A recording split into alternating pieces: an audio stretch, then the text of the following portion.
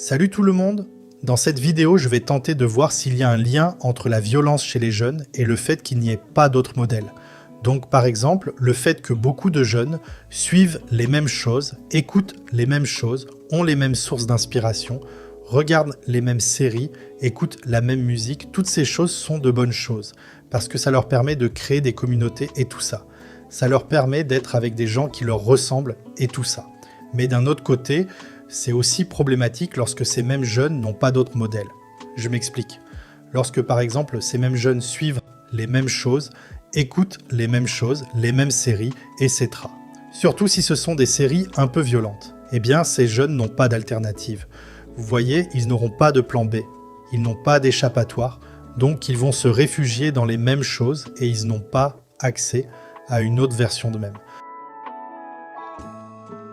Donc ils ne se voient pas, ils ne s'imaginent pas autrement que comme ils se voient. S'ils avaient plus de modèles autour d'eux, ils pourraient se dire « c'est possible d'être comme ceci » ou « c'est possible d'être comme cela ». J'ai le droit d'être comme ceci ou j'ai le droit d'être comme cela. Mais comme ils n'ont pas forcément d'autres modèles, eh bien certains d'entre eux se suivent les uns après les autres.